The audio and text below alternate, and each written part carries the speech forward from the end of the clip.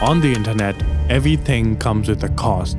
Some clearly marked in dollars, while others are more subtle, lurking in fine print.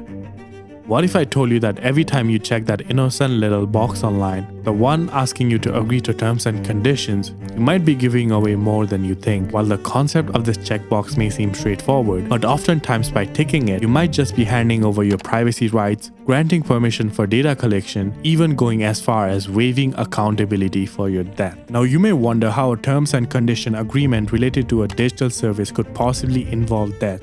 Yet this is precisely what happened to a couple, Jeffrey Piccolo and his wife, Kanapong Pashong. It's a very sad story about a woman who had an allergic reaction and died after eating at a Disney Springs restaurant. The couple was on vacation at Disney Springs, enjoying a meal at Raglan Road Irish pub. Kanapong had severe allergies to dairies and nuts, so Jeffrey had carefully told the waiter and got promises from the chef that her food would be safe. Within an hour of dinner, Kanapong suffered a severe allergic reaction and sadly died. Naturally, Jeff was devastated and thought the next step would be to sue the restaurant. But here's where the story takes an unexpected turn. When Jeffrey sought out justice, he discovered something shocking.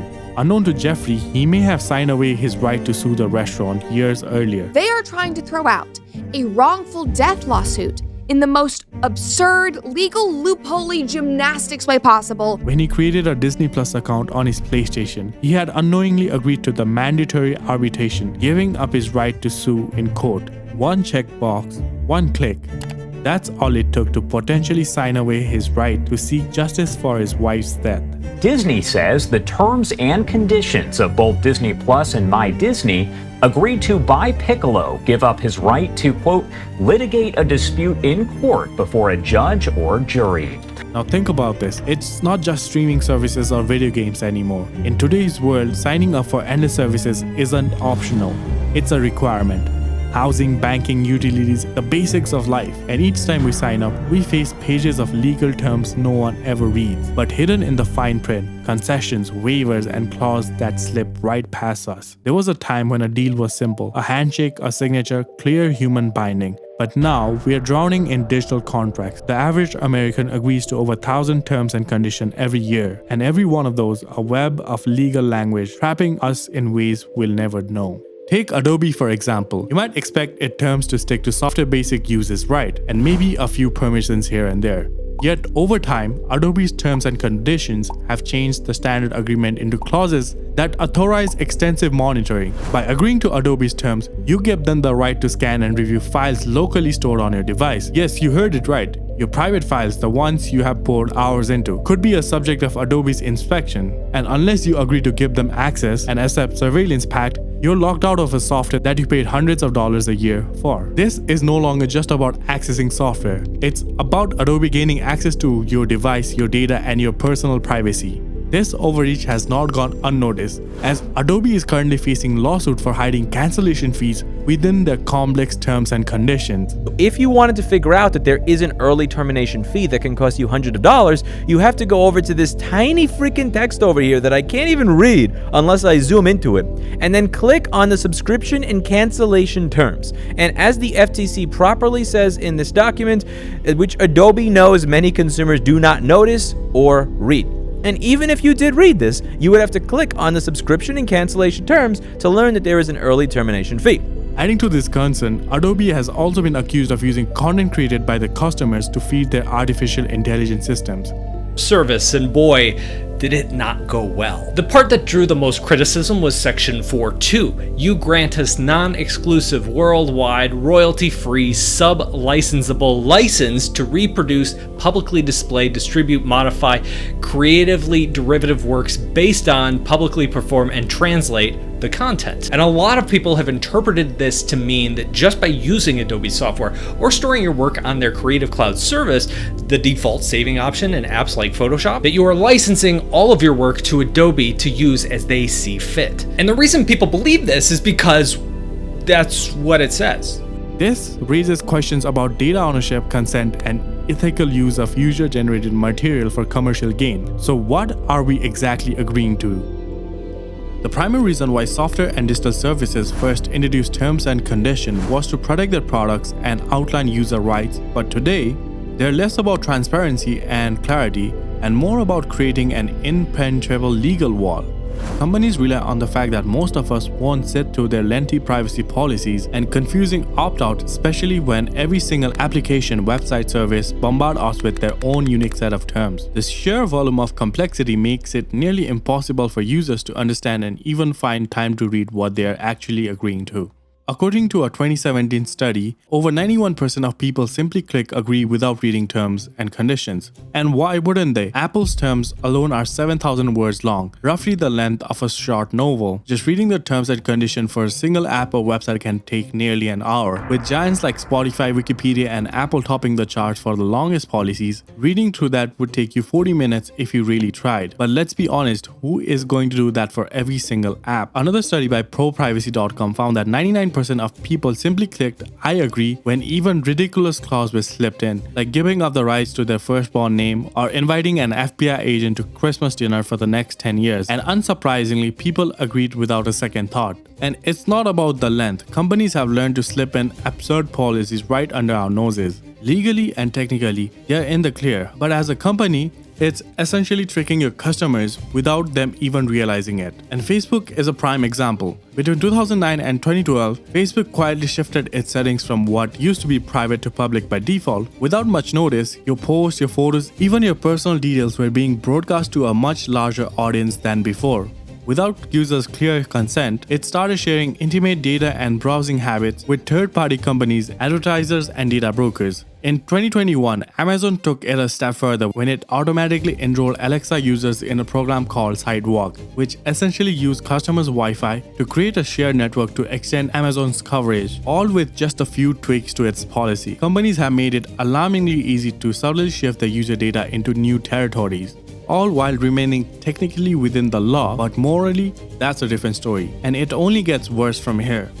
Wall Street estimates that the sneaky terms buried in fine print cost consumers around $250 billion every year. That's $250 lost in hidden fees, auto-renewals, privacy-invading settings, and other clever traps that most of us don't see coming. Take for example how Netflix auto-renews subscription without clear prompts or reminders, leading to over $200 million in unintentional consumers overpayments annually. In 2020, the streaming giant agreed to pay $9 million to settle the class action lawsuit regarding these practices. And for most of these services, the default setting is access. If you want a little more privacy, that's a choice you'll have to dig for. They don't make it that easy. Companies intentionally design the interface to confuse and frustrate you because the longer you take to find those settings, the more data they can collect from you. In 2013, NordVPN found that disabling location tracking on certain apps could require up to 10 clicks, scattered through menus that look more like a maze than a setting page. And it's not just about location tracking. Today, every aspect of your data is up for grabs. Social media platforms, e-commerce apps,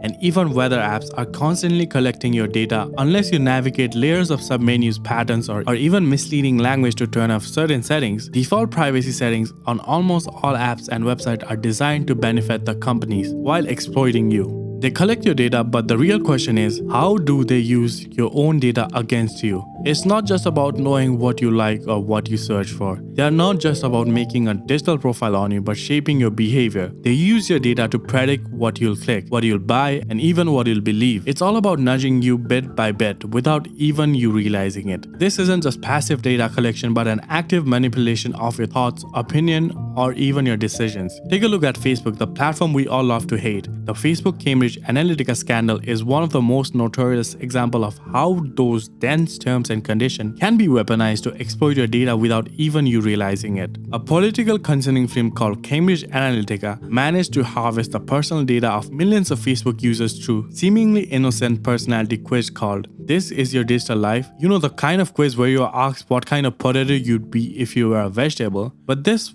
wasn't just a harmless game, it was a data goldmine. The app didn't just grab your data from the users who took quiz, it also scooped up the data from their friends, potentially exposing details of up to 87 million people. This included everything from personal preference to political leanings. All was used to build detailed profiles aimed to manipulating voters' behavior during 2016 US presidential election. How did this happen? Facebook terms and conditions at the time were designed to give third-party apps access to not just the data of users who use them, but also their friends. So if you took that quiz, your friend's personal data was also collected even though they were never consent. And because these terms are buried under complex legal language, It was nearly impossible for anyone to fully understand what they were agreeing to. In fact, most users didn't even realize what they consented to, even though technically they did. And this is the playbook we see over and over again. Policies treat consent as equivalent to a checkbox that with a single click grants companies sweeping access to your personal data. The reality, most people have no idea what they are truly agreeing to. These vague, dense terms and conditions aren't just legal requirement, but a strategic advantage. Companies know that most people won't read, fully understand what's hidden in the fine print, and they capitalize this. So while you think you're agreeing to something harmless, you might actually be giving up far more than you realize. In the end, it's a system that protects companies and at the expense of users' rights. And while these policies may seem like dry legal details, they're actually at the core of how platforms like Facebook, Adobe, and countless others, including government, have gained control over your data and in turn, our lives. So what can we do about this? The truth is that it's not actually dooms and glooms. There are always ways to fight back. While it might feel like battle against nothing, in fact, some small changes can make a big difference in regaining control of your personal data. No one's got the time to read through pages of legal number jumbo, but there are some tools out there designed to help you navigate those terms and conditions. For starters, there's a service like Terms and Service Didn't Read, a browser extension that summarizes the important stuff very simply. It highlights the major clause in terms service agreement, like how your data is used, if your rights are waived, or there are any hidden fee. It might not catch everything, but it's a huge step towards simplifying the wall of legals companies throw at us. Then we've got also privacytools.io, a site that acts as your privacy guide. It gives you a curated list of privacy-focused services and tools for secure and encrypted alternatives to common online services, such as email providers, messaging apps, search engines, and even VPNs. With detailed comparisons, you can choose certain tools and services that are more privacy conscious than others. Next, optimizing your privacy settings. Sounds simple, right? Well, it should be, but most of us don't know where to start. A 2021 report from Mozilla found that shocking 92% of all apps have privacy issues, most of which stem from poor privacy defaults. But you have the power to change them. With Facebook, for example, its default settings are notorious for being privacy investing. But with a little effort, you can drastically improve your settings. You can go into your ad preference and disable targeted ads, restrict third-party apps to access, and even limit the amount of data Facebook collects. It won't stop tracking you entirely, but it's a good start. Apple, for example, introduced app tracking transparency in 2021, which forces the app to ask permission before tracking you across other apps and websites. That's a huge win for privacy, but you have to actively enable it. Even something as simple as disabling location tracking on apps you do not need it can help limit how much data is being collected. It's not convenient, but it's worth it. And also, here's the final point. Be proactive. It's easy to fall into traps thinking privacy is someone else's responsibility. With the amount of money these large corporations can pour into defending themselves, it becomes incredibly hard for regular people to stand chance even when they are 100% responsibility for the tragedy that occurred. So the thing is that you're the first line of defense. Start by paying attention to what apps and websites are doing with your data. Offer services that prioritize privacy, like encrypted messaging platforms like Signal or Telegram, or search engines like DuckDuckGo. The bottom line is the more you know, the better equipped you'll be to make choices that protect your privacy. It's not about going off the grid, it's about regaining control of your data and making informed decisions.